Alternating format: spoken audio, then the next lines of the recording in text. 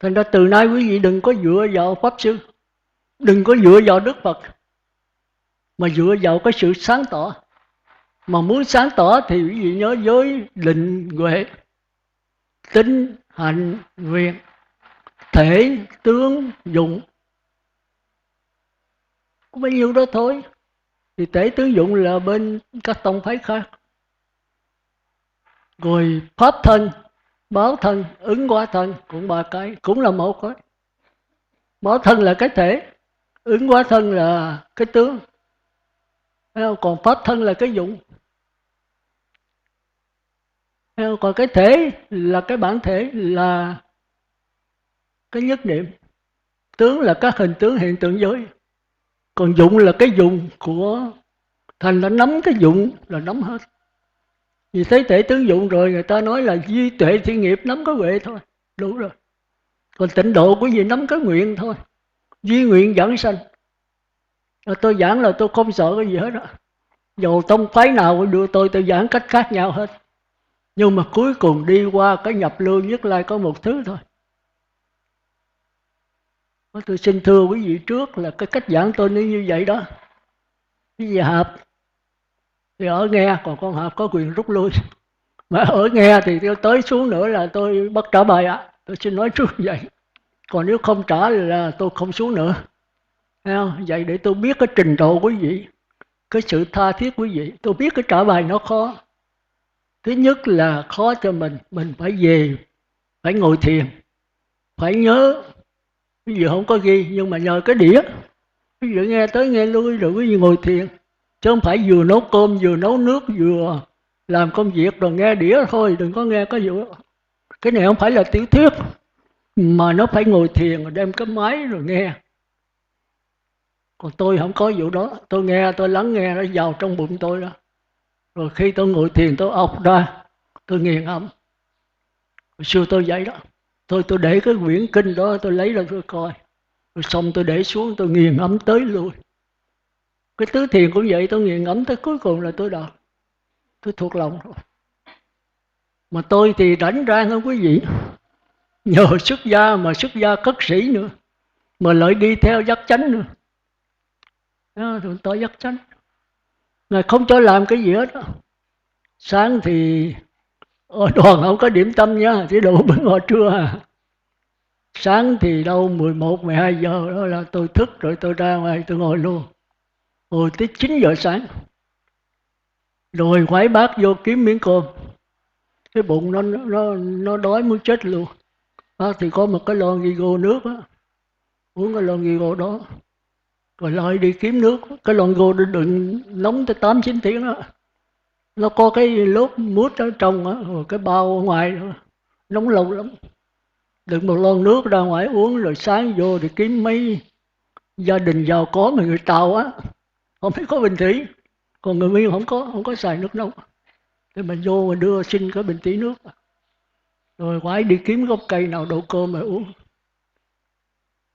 Có ở đâu có dừa đó thì họ cúng dừa thì tôi đã rồi. Nó ngon còn hơn canh. Mình phải dừa nó lên trái làm sao sách. Thì kêu họ chặt ra, họ lấy cái nước họ để trong bọc ni lông, rồi mình bỏ trong bát mình đem theo. Rồi thì cái cuộc sống ở hành đạo nó giản dị vô cùng. Do đó thì giờ rất là rảnh rang. Ăn rồi đó thì kiếm cái gốc cây nào đó ngồi tới chiều. Ngồi ngủ gục một chút, chỗ nào nằm được rồi trải miếng cao su nằm một chút. Chừng nửa tiếng hồ nó khỏe rồi. Rồi thì móc kinh ra coi. Chứ thanh tịnh vô cùng, rồi tối đó mới nghiền ngẫm. Ban ngày coi kinh, tối nghiền ngẫm. Đi vậy là sướng, không có làm cái gì đâu, có tịnh xá, đâu có chùa chiền gì đâu. Do đó mà tôi đi sâu vào thiền định được. Tôi bắt kiết già là tôi vô thiền liền. Hồi xưa có định lực mạnh vậy đó. Coi kinh là hiểu liền. Nhưng mà không hiểu Bát Nhã. Tôi hiểu Bát Nhã cũng lâu rồi, tôi giảng Bát Nhã, chứ mà cách tu tập đó tôi không biết. Cái Bát Nhã khó lắm, tất cả kinh Phật không có kinh nào mà giảng rành hết. Tới tôi đụng tới Thủ Lăng Nghiêm rồi, nó sáng tỏ. Nghiêm chỉ cách tu Bát Nhã thật là tài tình. Vì cái thấy, cái nghe, cái ngửi đó. nó nằm ngay trong cái cuộc sống này. Mà cái thí dụ không có kinh nào thí dụ hết. Chỉ có tới Thủ Lăng Nghiêm mà Đức Phật hỏi A Nan 7 lần thất xứ trừng tâm. Lần thứ 7 Ngài mới chỉ cái tâm, cái chân tâm. Ngài nào chỉ cái chân tâm thì cái đó không phải là chân, mà nó nửa vọng nửa chân. Cái này mới là cái chết nữa. Tôi phải thêm 3 năm trời nữa tôi mới hiểu được. Nó mình thấy là kinh là phải vậy, mà hiểu mà không có thầy, mà chính ông thầy cái hiểu biết mới sâu xa. Thì trong kinh có Đức Phật có nói thời mạt Pháp các con không hiểu Pháp thì các con phải dựa vào vô sư trí. Vô sư trí là cái gì? Ngài có giảng trong Thủ Lăng Nghiêm. Cái cửa mà không mở, các con gõ mãi, gõ mãi, gõ mãi, gõ mãi thì cửa sẽ mở thôi. Con có thiền định đi, 1 tiếng, 2 tiếng không được, 7 tiếng, 70 tiếng. Con ngồi hoài, tinh tấn đi đó hoài. Mà phải lấy cái đề mục, không có được ngồi ngủ á. Tiền là tối kỵ ngủ. Thì một thời gian thanh tịnh này tự nhiên mình hiểu. Hiểu bằng cái trực giác đó, tự nhiên nó đến mình trong lúc thanh tịnh. Rồi khi xả thiền ra trình bày là không được. Tôi bây giờ vô mấy cái đó là trình bày Bát Nhã, tôi cũng lộng cộng đấy. Bây giờ tôi trình bày nhiều lần, tương đối nó sáng tỏ nhưng mà cũng chưa sáng tỏ lắm. Chừng nào đắc quả Bất Lai A-la-hán, cái trình bày tôi mới là nhất trí. Thì thôi giờ chúng ta đi vào bài giảng. Thì tôi xin thưa trước là cái lối giảng tôi vậy đó. Nó hơi ấy, quý vị có thắc mắc cái gì thì xuống ngồi thiền. Chiều hỏi, tôi còn buổi chiều nữa. Buổi chiều mấy giờ? 2 giờ hả? 2 giờ tới 4 giờ hả? Hay là tới 3 rưỡi? 3 rưỡi. Nói tôi biết là tôi chuẩn bị. Đó thì chiều tôi để dành 15 phút để tôi đọc mấy cái thơ này. Thì tôi trả lời chung. Cổ biểu tôi gửi thơ cho cổ. Tôi không thể gửi được.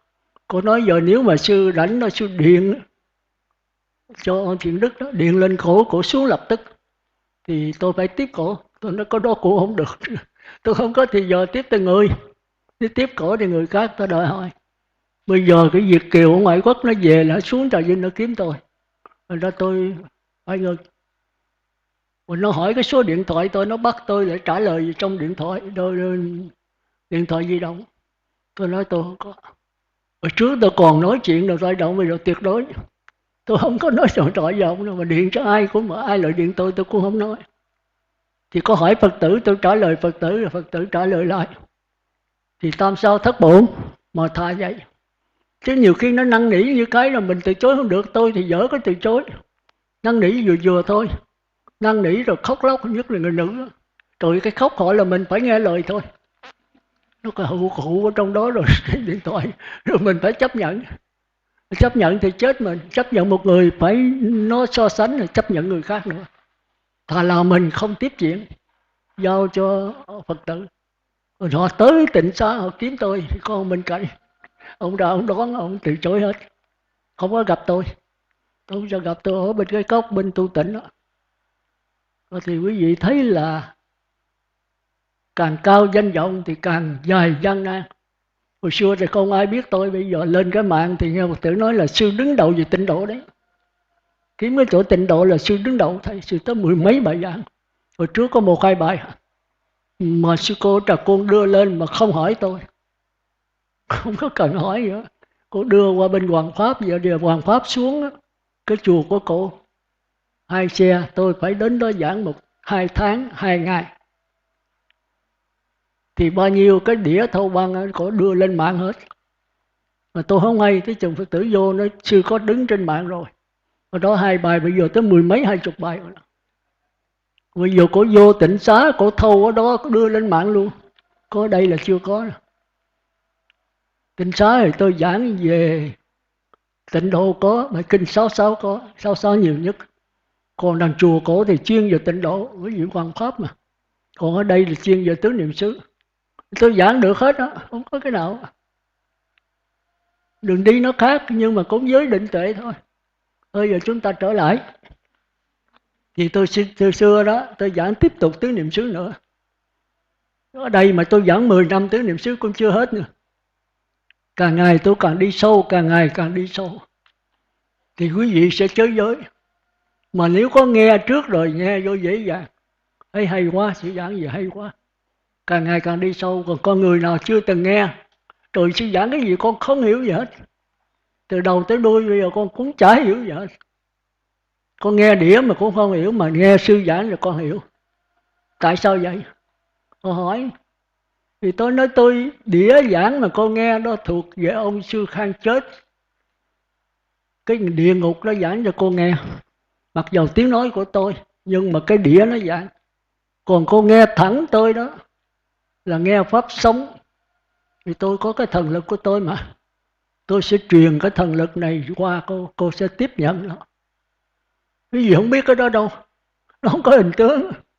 Quý vị thấy sắc thân, quý vị biết nè. Dây thần kinh quý vị thấy có biết nè, nó làm ẩn bên trong mổ đâu quý vị thấy. Mà dây thần kinh không phải cảm giác nha. Cảm giác mượn dây thần kinh để phát hiện thì cảm giác là cái tướng lờ mờ. Cái ống tiếng nói đây là đài phát thanh Vĩnh Long. Vì nó cái tiếng nói nó có ống loa trật, có chừng đó. Nó không có ống loa làm sao có tiếng nói sư? Vẫn có. Nó ẩn, có đầy đủ điều kiện thì nó hiện ra tiếng nói. Tiếng nói là chánh, ống loa là phụ. Ống loa là cái cơ quan làm phát hiện cái tiếng nói. Đây là đài phát thanh Vĩnh Long. Thì cái làn sóng từ đài phát thanh Vĩnh Long mới phát hiện trong không gian. Đủ điều kiện nó mượn cái ống loa để nó phát ra tiếng nói. Tiếng nói là cái dụng, làn sóng là cái thể, ống loa là cái tướng, giới định tuệ. Cái gì phải ngồi thiền mà suy gẫm, cái gì cũng đợi tôi nói hết. Chết tôi. Nhìn những cái bài dò giảng này tôi có trả lời hết. Mà cứ hỏi từ chút. Mới nói miệng Phật đoàn niệm, tôi nói không phải bằng tâm. Có người nói phải bằng tâm, mà tôi hỏi tâm ở đâu? Không biết. Có người nói tâm ở cái tim, có người nói tâm ở cái bụng, có người nói tâm ở cái đầu. Tôi nói cái đầu, chặt cái đầu thì cái tâm mất. Cái bụng thì mổ cái bụng thì cái tâm mất. Nó ở đâu? Chúng ta khó trả lời. Tôi nói vậy thì cái làn sóng ở đâu? Cái luồng điện này ở đâu? Giờ vậy là 8 giờ 57 phút. Còn có 3 phút nữa, 4 phút nữa. Thì thôi, tới đây xin tạm ngưng. Xin hẹn buổi chiều 2 giờ, thấy không? Rồi quý vị cho tôi buổi chiều là thì giờ nó ít quá. Thì đáng lợi chừng 10 phút, 15 phút để trả lời những câu hỏi này. Câu hỏi này tuy là hỏi riêng, nhưng mà dường như nó chung hết à. Để rồi cổ mấy cái đĩa này cổ nghe. Cổ nói mấy cái đĩa tôi giảng cổ có hết á. Bây giờ sư phải trả lời con bằng thơ, hoặc là sư mời con xuống dưới, hoặc là sư giảng qua điện thoại di động. Tôi nói không cái nào được hết á. Tôi suy nghĩ hoài, tôi nói thôi bây giờ mình giảng chung hết.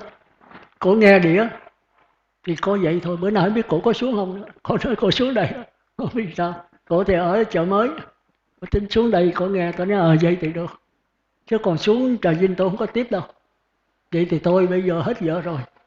Thì buổi chiều ra nếu quý vị thấy mà cần thì tôi nhín 15 phút. Còn nếu quý vị cho phép chiều không có làm gì thì giảng hết giờ rồi, tôi xin 15 phút để đọc cái này, rồi tôi trả lời đây luôn, trả lời vắn tắt thôi. Thì ai có nghe Pháp rồi sẽ hiểu. Còn mấy người chưa nghe Pháp thì chịu thôi.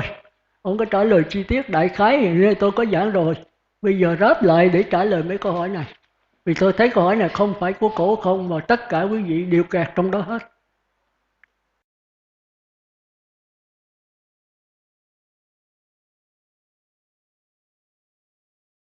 Mô Phật. Thì chúng ta bắt đầu đi thẳng vào bài giảng. Thì chúng ta tiếp tục giảng về tứ niệm xứ. Buổi sáng này tôi đã nói về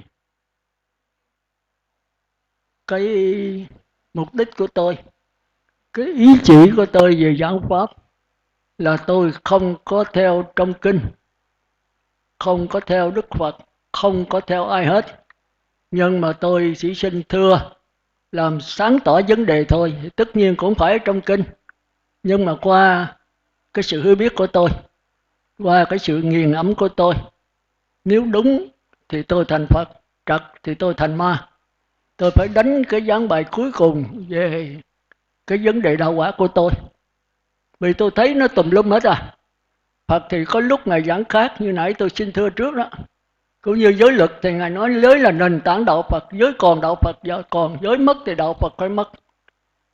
Mà qua tới nhập lưu, nhất dẫn lai, bất lai tới A-la-hán rồi, thì nếu còn giữ giới là không thể đi sâu vào bát nhã được. Nghĩa là phải quên giới, mình với giới là một, chứ không phải giữ giới nữa. Nếu giữ giới là chướng ngại cho con đường trí tuệ nó phát triển. Khi đã trí tuệ rồi thì không còn tư tưởng, không còn giới lực nữa, không còn đối trị, không còn đè nén nữa, nên không có pháp môn nữa. Rồi tới A-la-hán sau khi đắc quả rồi thì phát Bồ Đề tâm, giữ giới mà không giữ giới, mà làm bộ như giữ giới dài dài, thì cái đó là vấn đề khó khăn.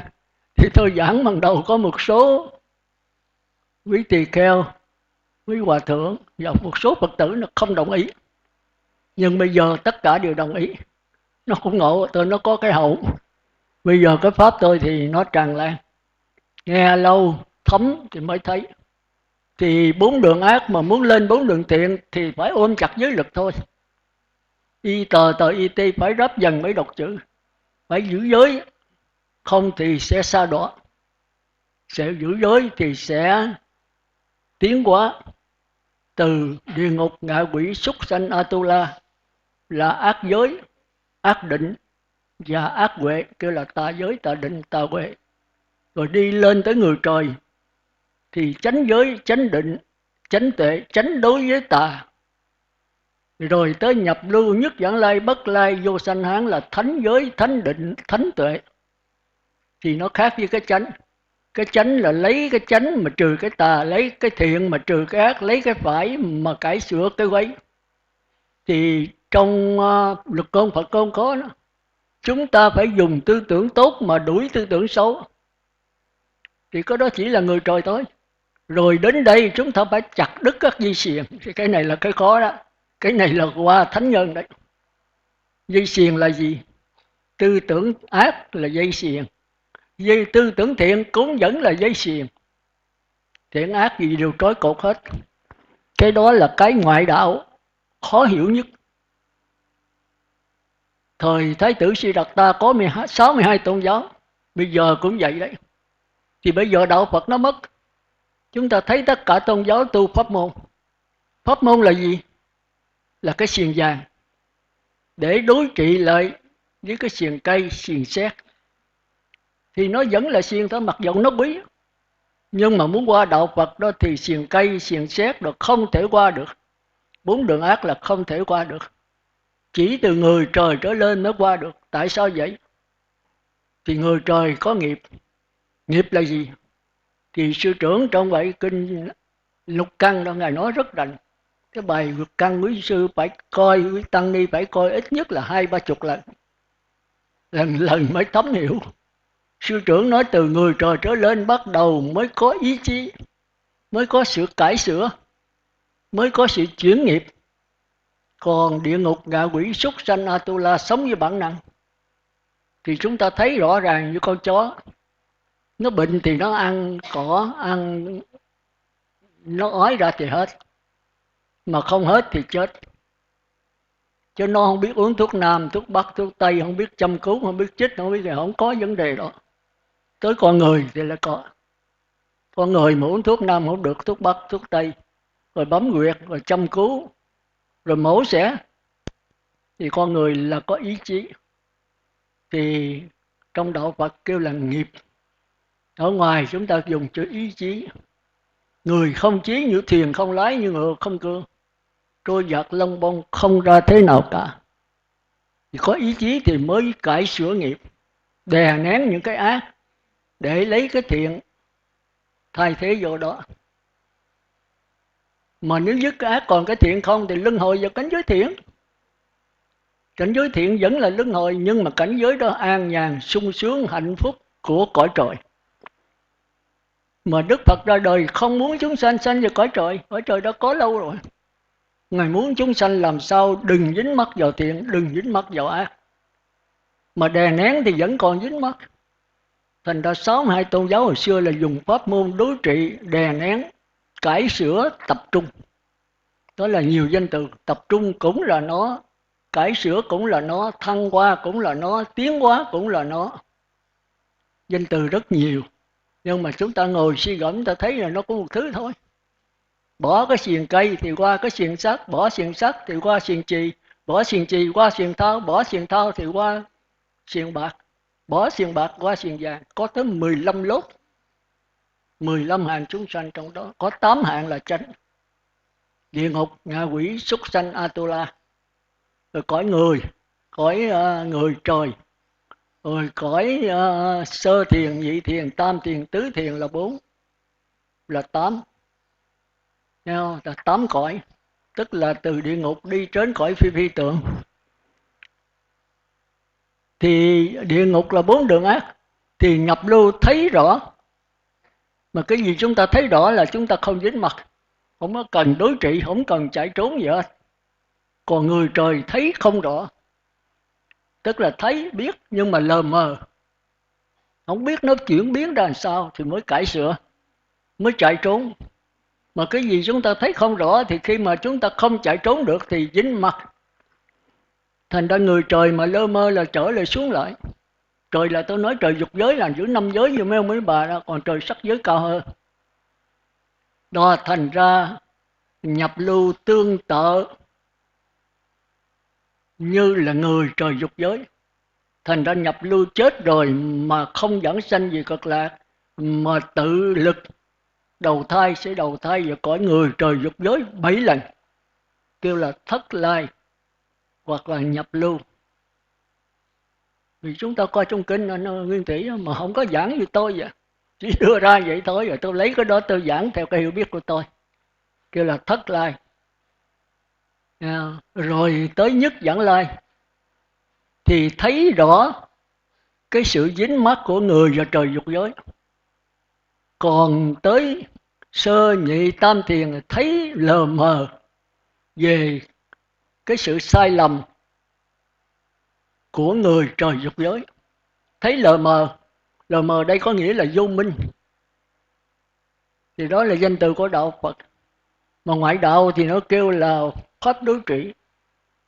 Thường thường cái đó khoa học kêu đó là năng lực. Còn Lão Tử, Khổng Tử, Trang Tử thì kêu đó là cái sự hỗn độn. Sự hỗn độn, lờ mờ là hỗn độn. Thì đó là cái vô minh. Mà thấy không rõ thì chạy trốn. Cũng như là chúng ta thấy cái sợi dây tối 7-8 giờ đồng hồ tối thì chúng ta tưởng là con rắn. Vì nó lờ mờ là rồi tới chừng kiếm cây để đập nó, mà tới chừng mà lấy đèn lại rọi thì là cái sợi dây. Thì đây sợi dây có đèn rọi là thấy rõ. Thì giờ lại gần cái sợi dây chúng ta tỉnh queo. Chúng ta không còn đập sợi dây nữa. Thì đạo Phật chủ trương là phải thấy rõ, là trí tuệ. Vì cái thấy rõ là cái vấn đề trí tuệ. Thành ra đạo Phật không phải là trên trời dưới đất mà ngay trong cuộc sống này. Thấy rõ cái gì? Thấy rõ sắc thân. Mà sắc thân chúng ta quý vị thấy rõ không? Tôi ở đây chưa chắc ai thấy rõ. Hãy thấy rõ thì quý vị đắc quả thánh thứ nhất nhập lưu. Còn quý vị không thấy rõ thì địa ngục, ngạ quỷ, súc sanh, Atula. Rồi quý vị thấy lờ mờ, quý vị nhảy lên cõi người trời thì cái nhìn nó khác, cũng không rõ nhưng mà khá hơn 4 đường ác. Rồi tới sơ nhị tam thiền thấy sáng hơn một chút, vẫn lờ mờ. Thôi cái đó chúng ta để sau, thì giờ nó không có. Thì giờ chúng ta trở lại 4 đường ác.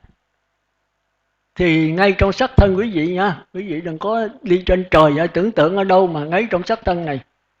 Thì quý vị thấy tôi giảng thực tế lắm.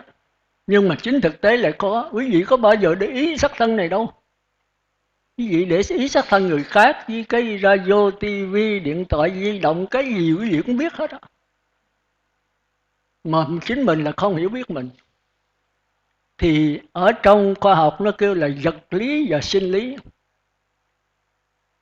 Thì vật lý đó trong duy thức học, đạo Phật nó kêu là trần. Trần là bụi bẩm. Thì ba bụi bẩm nó kết lại thì cái này chưa có cái biết, chưa có sự sống. Cái gì không có cái biết, cái gì không có sự sống. Thì trong thân mình, ở ngoài, trong thân mình là cái gì? Gàn, cứt ráy, cứt mũi, đồm, nhớt, nước tiểu, phẫn, mồ hôi, vân vân. Cái đó là vật lý trong thân. Quý vị móc gàn có vỏ, lỗ cứt mũi, cứt ráy, lỗ tai, có bao giờ nó có cái biết đâu. Mà có bao giờ nó ăn uống, ngủ nghỉ, bồi dưỡng, nó thích thở, không có. Còn ở ngoài thì bàn, ghế, radio, cái nón, ghế, giày thì giống hệt trong thân quý vị thôi. Thành đó quý vị hồi nhỏ có học vật lý, tôi hỏi mấy ông bác sĩ, mấy ông giáo sư, vật lý với sinh lý với tâm lý khác nhau sao? Bác sĩ mà còn trả lời không được. Chúng ta thấy hả? Học thì ai cũng học. Lớp 6, lớp 7 là có học vật lý rồi. Là học về điện, về những cái khoa này kia, những cái đó. Không có sự sống mà không có cái biết. Tới sinh lý đó, thì ở trong quý vị là mắt, tai, mũi, lưỡi, thân. Ví dụ nó con mắt thấy trật, con mắt không có bây giờ có thấy. Cái lầm của chúng ta là chỗ đó, con mắt chỉ nhận sự vật thôi. Quý vị thấy quý vị đưa cái kiến vậy, thì cái bình này nó sẽ nằm ở trong cái kiến. Thì quý vị nói cái kiến thấy, cái kiến không có thấy cái bình, mà nó nhận lấy cái bình. Cái bình sau nó nhận vào trong đó thôi. Thì cái đó kêu là sinh lý, là cái lẽ sống, lý là lẽ. Sinh là sống, cái lẽ nó có sự sống, nhưng mà không có cái biết. Thì cái cảm giác mới mượn cái sinh lý sự sống này mới phát ra cái dễ chịu, khó chịu, không dễ không có. Thì tôi dịch ra tiếng Việt dễ chịu, khó chịu và dửng dưng. Không dễ không có là dửng dưng. Tức là gặp cái đó tôi vui, thì đó là lạc thọ hay là dễ chịu. Tôi gặp cái đó tôi cảm thấy khó chịu, thì đây là khổ thọ. Rồi tôi gặp cái đó tôi không dễ chịu mà không khó chịu, tôi ở một trạng thái dửng dưng, tẻ nhạt. Thì cái này chúng ta thường có mà không để ý. Thì cái dửng dưng này trong kinh thường kêu là hiện lượng tánh cảnh. Cái cảnh hỗn độn, bản năng. Thì cái bản năng là của loài thú, mà hỗn độn, mơ hồ là của ngạ quỷ. Thành ra khi con mắt tôi nhìn cái bình thủy, thì đầu tiên cái bình thủy sẽ nằm ở trên cái tròng đen của con mắt tôi. Thì cái bình thủy là vật lý. Con mắt tôi là sinh lý tiếp xúc với bình thủy. Thì con mắt tôi là có sự sống. Có sự sống thì cảm giác cái tâm mới mượn được. Thì ngạ quỷ mới mượn cái sự sống của cái tròng đen, phát ra cái cảm giác dễ chịu, không dễ, không có. Quý vị hắn nghe ở trong mình mà không để ý, quý vị để ý rồi nó y chang vậy đó. Từ nay mà nhìn cái gì để ý nó y chang vậy đó. Thì cái đó duy thức kêu là ngạ quỷ. Còn cái trần đó chưa có sự sống, chưa có biết duy thức kêu là địa ngục vô gián. Địa ngục là tối ôm, không có sự sống, không có cái biết. Vô gián là cứ tiếp tục như vậy, không gián đoạn. Còn con mắt đó kêu là địa ngục hữu gián. Duy thức nó hay, hữu gián là có thể gián đoạn, nó có thể tiến lên ngạ quỷ. Thì ngạ quỷ mới mượn đó để phát ra cái hiểu biết lờ mờ, dễ chịu lờ mờ, khó chịu lờ mờ, dửng dưng lờ mờ. Lờ mờ tức là dễ chịu mà không có biết cái đó là dễ chịu, tức là không có tư tưởng. Thì chúng ta thấy con người mình ở ngoài đời mình thỉnh thoảng cũng có. Quý vị thấy mấy người ngạ quỷ đó, hãy đói bụng mà thấy người ta có đồ ăn nhào vô ăn liền, không có sự suy nghĩ, người ta đập là ngã xuống đó. Rồi thấy vàng cái nhào vô chụp liền, người ta đánh chết liền tại chỗ, không có phân biệt. làm rồi cái hậu quả sao không có tính toán. Mày làm việc mày nghĩ mày mà cảm sao là làm vậy, không có suy nghĩ gì hết, thì đây là ngạ quỷ.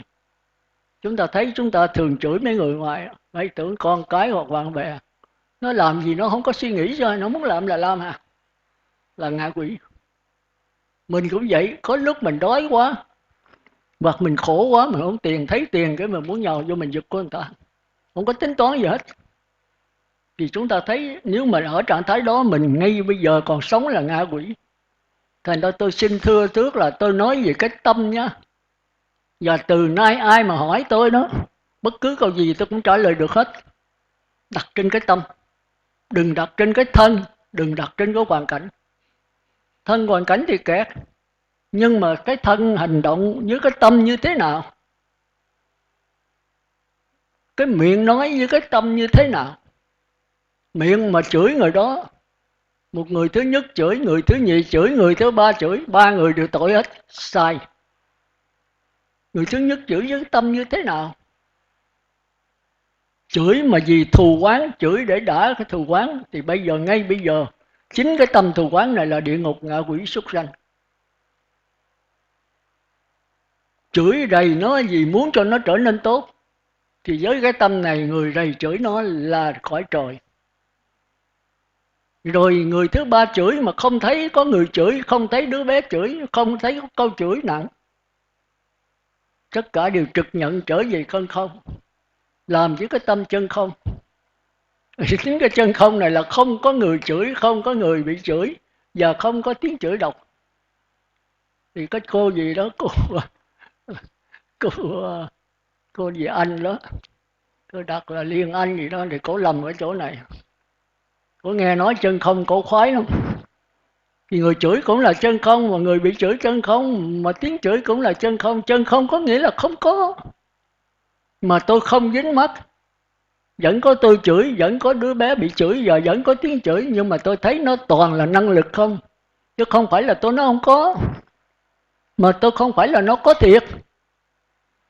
Nó có là nó phát hiện từ cái chân tâm.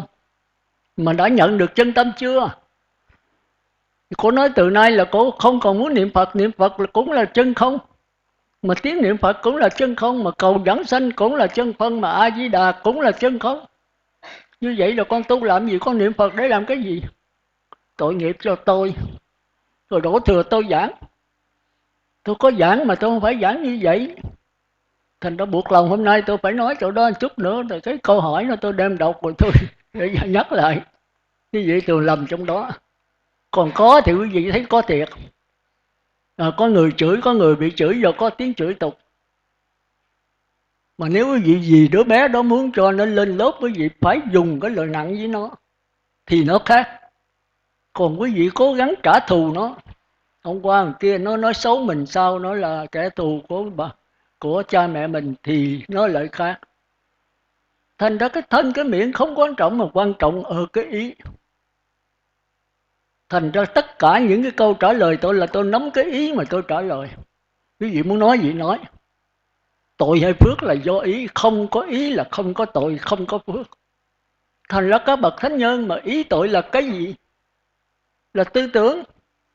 Tư tưởng chứ không phải cảm giác, không phải sắc thân. Những cái cảm giác dễ chịu, khó chịu, không dễ chịu ai là không có, Phật cũng có như thường. Phật đói bụng Ngài biết đói không? Dĩ nhiên Ngài có biết đói. Ngài bệnh Ngài biết đau không? Dĩ nhiên vẫn đau. Nhưng mà đau mà không có khổ. Hỏi Ngài đau mà nói tôi đau, mà hỏi Ngài khổ mà nói khổ là không có. Vậy là khổ tính là tư tưởng, mà đau chính là cảm giác. Mà cảm giác thì nó mượn cái dây thần kinh để phát. Dây thần kinh không phải là cảm giác. Còn tư tưởng nó mượn cái óc để nó phân biệt. Và cái óc không phải là tư tưởng. Óc chỉ là cái cơ quan làm phát hiện tư tưởng. Mà tư tưởng thì nó cái tướng của nó lờ mờ. Còn cái óc thì cái tướng nó rõ ràng. Dây thần kinh thì cái tướng nó rõ ràng. Còn cảm giác thì cái hình tướng lờ mờ. Thành ra quý vị nhớ ha, 5 cảm giác đầu là con mắt tôi tiếp xúc với sắc trần, Đạo Phật kêu là sắc trần thì khoa học kêu là vật lý. Con mắt là căn thì khoa học kêu là sinh lý mắt. Tiếp xúc với vật lý là tất cả các trần, có hình có tướng, con mắt có hình có tướng. Thì con mắt này giống như cái kiến, thì cái vật đó mới nằm ở trong cái kiến này, chứ đâu có cái biết gì đâu. Con mắt chỉ là nhận sự vật, rồi sau đó cái cảm giác mới mượn cái tròng mắt, vì nó có sự sống mà, mới phát hiện ra cảm giác lờ mờ. Thì cảm giác này kêu là ngạ quỷ. Sống như cảm giác này là hành động liền, nhưng mà chưa có tư tưởng, không có sự phân biệt. Còn lỗ tai cũng vậy, nghe tiếng chửi thì cái tiếng chửi lỗ tai nó nhận lấy cái tiếng, chứ nó chưa biết là tiếng chửi. Nó biết một cách lờ mờ, rồi bắt đầu phát ra cảm giác khó chịu,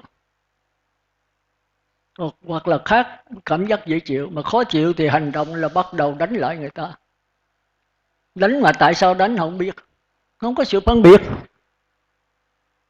Thành ra chúng ta thấy như là cỏ cây là chỉ có cảm giác thôi. Loài cây mà chỗ nào có nước đó, nó ve cái rễ ra nó rút lấy nước. Chỗ nào có ánh nắng đó, nó ve ra nó hưởng lấy ánh mặt trời. Mà không nước không nắng thì nó phải chết. Thì nó sống bằng cảm giác. Quý vị đi về không bao giờ cái cây đó, cỏ đó biết đã lắc để mừng quý vị, không có vụ đó. Nó chưa có tư tưởng phân biệt. Còn con chó đã có tư tưởng. Thành ra sư trưởng Minh Đa Quang mới nói rằng cỏ cây cái đầu ở dưới đất, cái chân lên trời. Quý vị thấy phải không? Cây, cái gốc cây ở đâu? Ở dưới đất. Rồi cái ngọn cây là cái đích cây nằm ở trên trời. Lộn ngược. Thành ra ngạ quỷ là cái lối sống lộn ngược. Chỉ cảm giác mà chưa có tư tưởng. Quý vị phải để ý cái này quan trọng lắm à. Trong con người quý vị vẫn có. Khi quý vị nghèo, quý vị cần tiền, quý vị không còn suy nghĩ nữa. Qua cái cuộc cách mạng cái rồi thì quý vị biết. Mình lấy hết tiền, như tôi kể đó. Rồi rút tiền ở trong cái chậu bông, đem chậu bông về, rớt bể. Nhào vô vực thì mấy ông bộ đội đã nhào vô vực, đánh đá một cái chết tại chỗ. Lúc mà bộ đội đi với mình mà rớt xuống mà mình nhào vô mình giành với nó thì chết rồi, mình nằm ở trong tay người ta. 3-4 chú nó quánh nó đá một cái ngay cái bụng nó đáy một cái rồi nằm chết tại chỗ. Thì lúc đó cái tâm gì? Tâm ngạ quỷ. Còn mấy người giật của cũng là tâm ngạ quỷ. Cái tâm mới là quan trọng, mặc dù là thân người mà tâm là tâm ngạ quỷ, không có suy nghĩ gì hết. Ai mà dạy gì đi giật cái đó. Cái thân mình nằm trong tay người ta, ta muốn đánh muốn giết lúc nào ta giết, mà không có sự suy nghĩ đó. Còn loài thú thì có suy nghĩ, bởi vì nó có cái đầu. Là có cây có đầu, chúng ta phải ngồi suy gẫm. Coi vậy con cái lục căn của sư trưởng nói rất rành, quý vị phải coi 7, 8, 9 lần. Thì tôi đi hành đạo tôi đem theo cái quyển nhỏ là tôi không có khoái quyển dày. Sư trưởng viết 69 quyển rồi. Tôi đem theo thì 5-10 quyển rồi, chừng 1-2 tháng tôi đổi, gửi về Tịnh Xá đem quyển khác. Thì khó nhất là bài lục căn, bài vũ trụ quan mà dễ hiểu. Bài lục căn khó lắm. Tới loài thú nó có cái đầu, nhưng mà đầu đích ngang nhau, nó cũng bằng nhau. Còn loài cỏ cây thì cái đầu dưới đất, cái chân trên trời. Loài thú thì đầu với cái chân với đích là bằng nhau. Nó có 4 chân mà nó đi phải 4 chân, con người đi có 2 chân. Tới con người thì đầu trên, chân dưới. Quý vị coi phải không? Thành ra tại sao đầu trên chân dưới? Là con người có thêm cái ý chí, có sự tính toán, sự cải sửa. Thành ra khôn, biết đặt cái đầu ở trên. Trong con người mình cái gì quan trọng nhất? Đầu, mình, tay, chân. Tay chân là phụ, cái mình cũng là phụ, cái đầu mới là chánh. Ví dụ chặt 2 cái tay đi xe mà té bị ấy, chặt 2 tay vẫn sống. Rồi quý vị bị ung thư cưa 2 chân vẫn sống. Rồi quý vị chặt cái đầu sống không? Không sống được.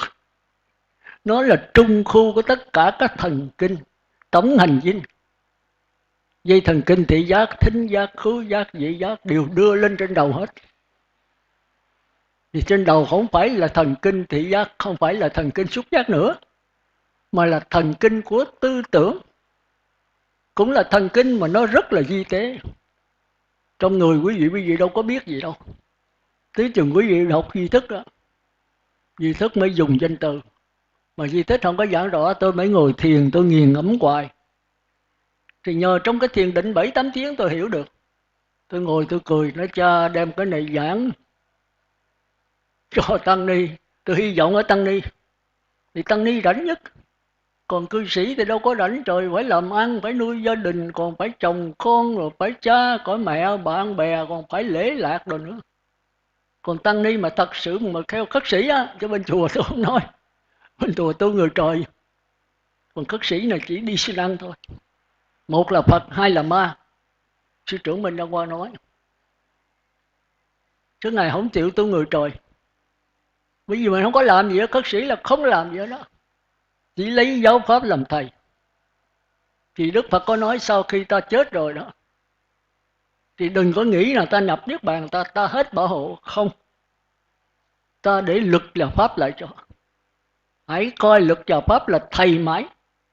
Bao giờ lực và pháp vẫn còn, thì đạo Phật vẫn còn sáng tỏ và thịnh hành. Hãy giữ lực và pháp cho tới cuối cùng, hội họp lại mà đọc với bổn, coi như ta đã dạy. Ráng bảo tồn nó, vì nó giúp ích chúng sanh tiến theo nội Phật. Tăng ni đều có học hết. Mỗi tháng tụng tới 2 lần. Tụng là để trả nợ quý thần, tụng để chơi thôi. Bây giờ có ai giữ giới đâu. Tăng ni giờ 10 giới còn không xong, có nói 250. Nhất là giới thứ 10, khó nhất. Cấm rớ đến tiền, bạc, vàng, của quý và đồ trang sức. Tiền không được giữ, bạc không được giữ, vàng không được giữ, của quý là radio, TV, đứng mua xe hơi, xe Honda, đứng tên, kẹt. Cái đó là cư sĩ đâu phải của mình. Rồi tịnh xá mà leo lên làm công quả. Bây giờ tăng ni làm hết. Ở ngoài giờ tất nghiệp cả đống mà tăng ni dành hết trơn rồi, đâu có ai làm nữa. Tôi thấy săn quần săn áo lên, nhất là khất sĩ. Quần không có ống, mà leo lên trên cao vậy mà trét hồ trét này kia lột nói là tôi nói trời đất ơi. Có gì được. Ni thì phải làm công quả rồi, thường là mặc quần áo. Quần áo đâu còn ni nữa. Ni là từ 10 giới 250 giới là cũng bật cái củng. Thì bên ngoài Bắc thì kêu cái vái, thì trong Nam mình kêu là cái củng. Rồi tăng thì toàn là 10 giới là xỏ giới sa di là phải mặc cái y hạ rồi. Thì đó sư trưởng, nhất là nhị tổ giác chánh lặp lại giống như con vịt sim lai. Nhúc nhích là phạm giới thôi. Đến 10 giới 250 giới là không có nhúc nhích, chỉ còn giáo pháp thôi. Tài pháp tương tí đạo màu mới như ý. Thì tiền tài vật chất là do Phật tử nó cúng dường mình. Mình tu đi không bao giờ đói, không bao giờ chết. Mình tu rồi nó cần cái gì? Nó cần cái tu. Cái gì giảng pháp đi, Phật tử nó đến thật là đông. Cái đó cư sĩ Phật tử không có biết, chỉ có nhà sư biết. Nhà sư giỏi hả? Không phải. Ông tối ngày ở không, ông cứ ngồi thiền hoài. Thì trong cái yên lặng đó ông sẽ hiểu tất cả. Còn mình làm sao có thì giờ ngồi thiền, quý vị giờ ở ngoài ngồi 3-4 tiếng thì cạp đất mà. Còn ông sư giờ ngồi 1 ngày 7 ngày cũng có ăn như thường. Phải đói quậy cái bát đi. Cơm là đủ sức sống rồi, đồ ăn không cần. Cơm với một chút muối mè này kia là đủ. Có nhiều người ăn có bao sô ba cơm nhỏ lúc muối mè, sống rất là khỏe. Chính đồ ăn mới bệnh. Cơm không bao giờ mang tới cái bệnh. Tôi đi hành đạo tôi biết mà. Ăn cơm với muối mè. Hồi trước là muối tiêu, sau này biết muối mè. Nó hơi bón thôi, còn ngoài đó ít bệnh. Thì quý vị để ý ăn thử coi, chính đồ ăn mới mang tới bệnh. Một lần ăn đổ nước muối mẹ qua chịu nổi không? Chịu không nổi. Mà cái gì làm mình chịu không nổi? Cái tư tưởng cho không phải xác thân. Không bao giờ xác thân nó đòi ăn tàu hũ mì căng, không bao giờ có vụ đó. Cái gì phải nắm cái đó. Mà tính tư tưởng nó nhớ lại, nó sanh ra cái ghiền là cái dính mắc. Mà nhớ lại quý vị không trừ được cái tư tưởng này thì quý vị bắt buộc phải cái xác thân phải y theo cái tư tưởng này. Thành đâu quý vị mà tu mà không nắm cái tư tưởng là quý vị không bao giờ thành thánh được. Thành đó cái đầu tiên là chúng ta phải nắm xác thân trước, rồi sau mới nắm cái cảm giác, rồi sau mới nắm tới tư tưởng. Có ba cái à. Mà tư tưởng thì phải đụng với ý chí. Tư tưởng muốn xuất hiện thì nó có hai cách. Một cách là từ bên ngoài vô, một cách là từ bên trong ra. Tôi nói sơ thôi ha. Từ bên ngoài là 5 căn: mắt, tai, mũi, lưỡi, thân. Xúc chạm với sắc, thinh, hương, vị, xúc. Con mắt tiếp xúc với cái bình thủy thì con mắt chỉ nhận cái bình thủy thôi. Rồi cái cảm giác mới mượn con mắt này mới phân biệt. Mà có bình thủy tốt thì mình cảm thấy dễ chịu, khó chịu. Nhưng tại sao tư tưởng chưa có? Rồi đưa tới xúc sanh mới phân biệt. Ở đây là cái bình thủy. Ở bình thủy này có hình tướng đẹp. Xúc sanh chỉ có bao nhiêu đó thôi. Còn bây giờ muốn kiếm cái bình thủy này, muốn làm sao có bình thủy để xài thì cái đó phải có ý chí. Con thú nó không biết cái đó. Chúng ta thấy con thú, con chó mà đi về nó ngoắt đuôi, nó biết mừng vì nó có cái đầu mà. Nhưng mà quý vị cải sửa là nó không phân biệt được. Quý vị đưa mặc cái đồ trắng đi, rồi quý vị trời mưa về quý vị mặc đồ đen, nó sủa liền, nó cắn liền. Nó không phân biệt chủ được. Nó trạng thái lờ mờ vô minh. Nó vẫn phân biệt mà phân biệt một cách vô minh, kêu là phân biệt theo bản năng. Thành ra chúng ta có nói mày làm việc mày suy nghĩ mà mày không có tính toán, không có đắn đo gì hết đó, mà không nghĩ tới hậu quả xuất sanh. Chúng ta vẫn có cái đó. Khi chúng ta tham lam rồi, chúng ta có suy nghĩ là cái tiền bạc này tốt, nó đem lợi cho mình vật chất là sung sướng, ăn mặc đầy đủ, muốn cái gì cũng có. Nhưng phải coi cái hậu quả mình lấy rồi ở tù không, người ta có bắt được không, không lấy được nó đập mày chết, không có cái tính toán đó. Phải lấy cách nào cho khoa học, cho khéo léo, để rồi mất người ta không kiếm được. Thì cái này phải qua cõi người trời, chứ loài thú nó không có tính cái đó. Loài thú nó phân biệt được thôi. Nhưng mà đi tới mà đắn đo suy tính, lựa chọn để mà hành động thì không có. Tới cõi người khôn, người với trời dục giới. Nhưng mà người đó đắn đo suy tính mà không có kinh nghiệm. Tới cõi trời mới bắt đầu có kinh nghiệm. Trời dục giới là tức là giữ 5 giới đó. Có kinh nghiệm, nhưng mà kinh nghiệm ấu trĩ, kinh nghiệm con nít thôi. Thành ra chúng ta thấy mọi người mà làm tàu hũ này kia đó, hay làm nghề này nghề kia đó, thì ông Dân Trang nói tôi chỉ có người làm được liền còn khéo hơn con. Có người làm thất bại 5-7 lần. Mình đã Kinh Thủ Lăng Nghiêm nói cõi người đó 5 tình 5 tượng. Thành ra cõi người dễ tu. Do cái đó mà sống chừng 100 tuổi 80 là hết rồi, tôi tội nhiêu rồi. Cõi trời dục giới sống tới 120, 150, 200. Còn trời sắc giới sống tới cả 1000 tuổi thì tất nhiên sung sướng. Cõi trời sắc giới là không có chết nguyên con, không có sắc tài danh lợi uống ngủ nghỉ nữa, mà ăn bằng cái hỷ lạc. Thôi chỗ này chúng ta dừng, sau này đi sâu vào. Rồi tôi nói cái gì nó không có được. Bây giờ chúng ta trở lại 4 đường ác thôi. Cõi người với trời dục giới chúng ta cũng chưa vào 4 đường ác thôi. Làm sao thấy cho rõ nó? Thấy lờ mờ thì dễ, mà thấy rõ là khó. Làm sao để thấy rõ? Thường thường chúng đặt câu hỏi đó. Giờ tôi thấy là cõi địa ngục vô gián, tức là trần, chưa có sự sống, chưa có cái biết, thì không ai mượn nó được. Cái tư tưởng, cái thức không có mượn được. Mượn là lấy cái gì làm căn? Cái căn nó là căn chết. Cục đá, khúc cây, cái bàn này quý vị làm sao mượn nó để phát hiện ra cái cảm giác? Không có. tới con mắt, tai, mũi, lưỡi, thân, ốc thì mượn được. Nhưng cái ốc thì di tế, nó là tổng hành dinh của mắt, tai, mũi, lưỡi, thân, thì tư tưởng mượn nó. Chứ cảm giác chỉ mượn năm dây thần kinh, kêu là tịnh sắc căn. Cái đó là trong di thức đấy. Chúng ta kêu là cái dây thần kinh. Còn con mắt khác, dây thần kinh thị giác khác. Chúng ta chích thịt, chúng ta thấy nhức mà nhức ít thôi. Rồi nếu mà chích gân, nhức nhiều. Nếu mà nó phù lên, nó mới nhức 3-4 bữa. Cái răng mà quý vị ngậm nước đá nó ê, thì cái này cái nhức của cái răng. Chứ cái dây thần kinh chưa có nhức. Mà khi dây thần kinh tủy nó sưng lên rồi, quý vị nhức chịu không nổi, bưng cái đầu luôn. Thì quý vị không thể làm thế nào cho hết. Uống thuốc hoặc là lấy chỉ máu thì cái răng chết. Cái răng nó nhờ dây thần kinh đó mới nuôi nó sống. Thành ra khi cái răng còn ở trên này đó thì nó thuộc về sinh lý. Mà khi mà bẻ cái răng ra rồi, cái chỉ máu mất rồi, thì cái răng trở thành vật lý. Thì nó ăn qua với cái 5 triền cái. Rồi đó tôi giảng nó thì ở đây quý vị không hiểu.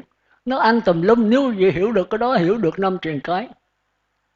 Hôn trầm, thủy miên. Rồi tới sân.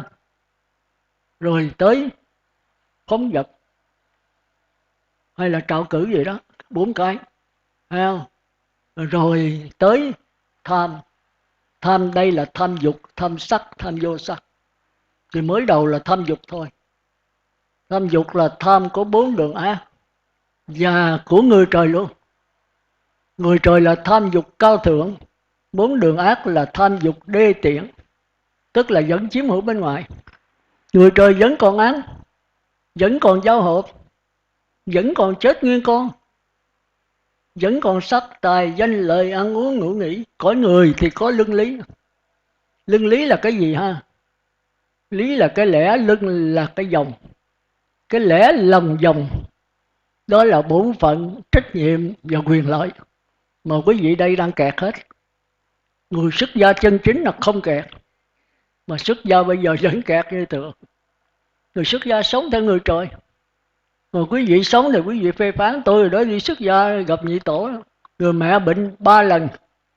Gửi thơ xuống nhắc tôi đi về thăm bà. Bà cần thấy mặt để bà chết. Nhị tổ chắc chắn không cho. Không cho. Xin 3 lần Ngài nói sư Khang có một mẹ hay nhiều mẹ? Kẹt. Rồi quý sư nói đi đại đi. Quý sư thì sống theo người trời. Nhị tổ đâu có hay. Rồi tối ngày ăn về rồi ngày đi bác ở trong đó, mình đi về thì sáng đi chiều về. Ở Bạc Liêu với ở Ngang Dừa, ở cầu ở xóm giữa đó. Thì đi về có 20 mấy cây số đi tàu về. Rồi ăn cơm rồi thăm mẹ ăn cái rồi trở xuống thì tổ làm sao biết. Tôi nói không, tôi không làm cái vụ đó được. Thì tổ cho đi không cho thôi. Cái này là không phải nhị tổ, mà thuộc về giới lực của Minh Lăng Quang. 3 tháng về một lần, 6 tháng về một lần, 25 về một lần, từ đó là không được về. Thì tôi nói đúng, nếu ở đây đó mà Phật tử mà bệnh đó, sư đi thăm thì tôi đồng ý. Đó cũng cha mẹ của sư chứ. Sư có nhiều cha mẹ, còn đây mà đi về dưới 20 mấy cây số mà sư lội đó cha mẹ một là cha mẹ riêng sao? Nó vẫn là cha mẹ mà cha mẹ chung. Thành ra cha mẹ nhớ cho vua Tịnh Phạn còn không hiểu được cái đó mà. Khi mà Thái tử ra ta là Phật, đi bác Ngài ra Ngài chặn lại. Con làm xấu hổ dòng họ Thích. Ta là vua mà ta nuôi con với những là 1250 thì bao nhiêu năm cũng đủ, con quên rằng ta là vua sao? Thì Thái tử đi ra nói bệ hạ nói đúng. Bệ hạ là vua, bệ hạ bảo vệ dòng họ Thích thì đúng. Tôi bây giờ không phải vua nữa. Tôi là con Phật thì 3 đời chư Phật đều đi xin ăn. Bệ hạ hãy sám hối cái hiểu lầm của bệ hạ. Vua Tịnh Phạn quỳ xuống lại rồi sám hối. Tịnh Phạn hiểu mau đó.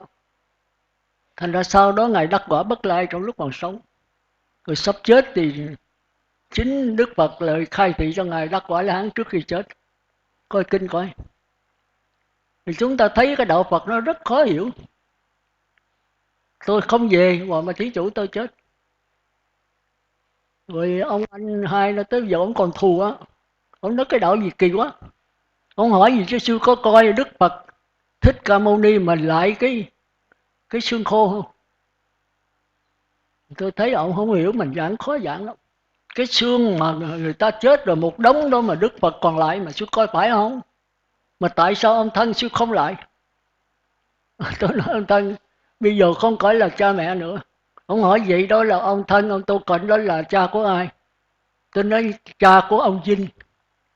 Còn ông Sư Khang thì không phải là con của ông Tô Cận nữa. Ông nói vậy cho ông Vinh khác, ông thầy giáo Vinh khác, ông Sư Khang khác hả? Tôi nói khác xa. Làm sao giải cho ông hiểu được? Còn vị sư tới hai thân sao? Cái thân nào là thân ông Sư Khang, thân nào là thân ông thầy Vinh? Tôi nói thôi, bữa khác đi. Tôi không đủ khả năng giảng. Ông phải đủ cái nhận thức mới được. Đạo Phật rất là khó hiểu. Rất là khó hiểu. Thôi chúng ta bỏ nó qua bên. Bây giờ chúng ta đi sâu chúng ta mới hiểu.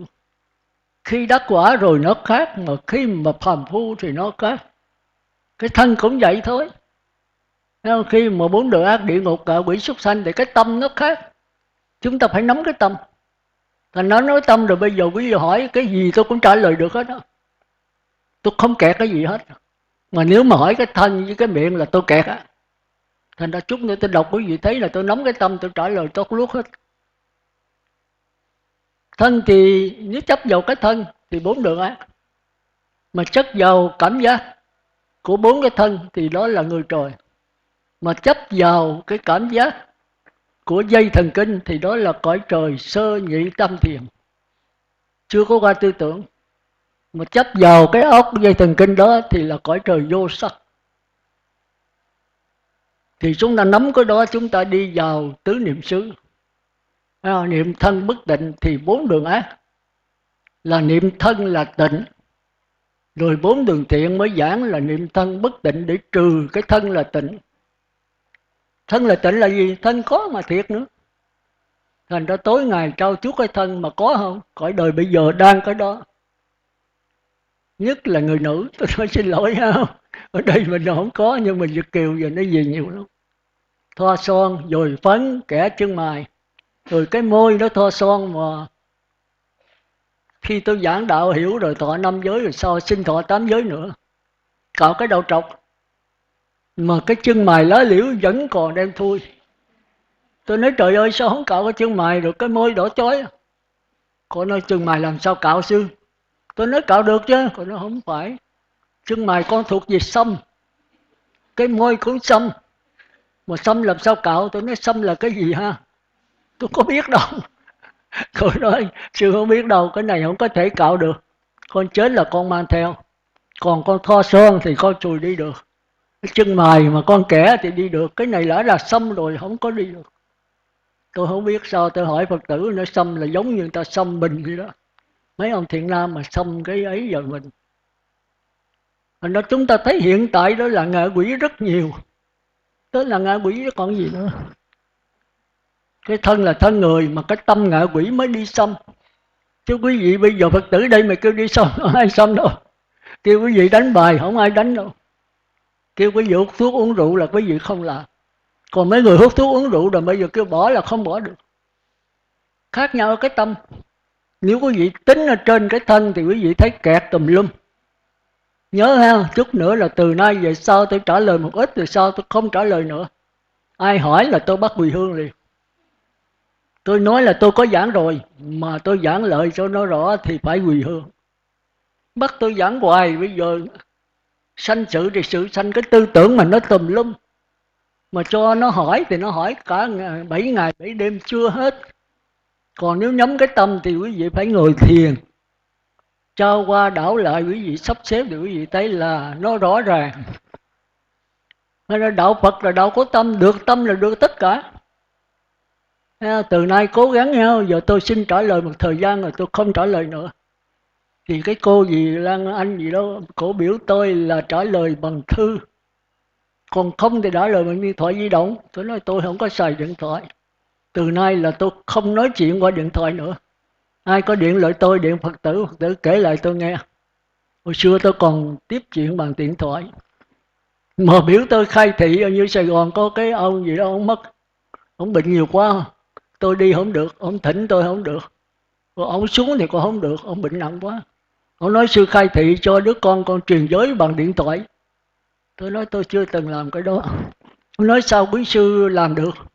Bên mấy thầy làm được. Tôi nói thì ai làm được kêu người ta làm. Tôi không có bắt buộc tôi làm mấy cái đó được. Trời ơi, tôi gặp ông mà tôi truyền thẳng để không biết mà ông có giữ được không nữa mà. Qua cái điện thoại di động là truyền ra địa ngục nó truyền lại ông. Tôi không có chịu máy móc, con người tôi nó kỳ lắm. Thành ra tỉnh xá tôi không có điện thoại di động, không có điện thoại bàn, không có đĩa, không có băng, không có gì hết. Chỉ có mình không thôi.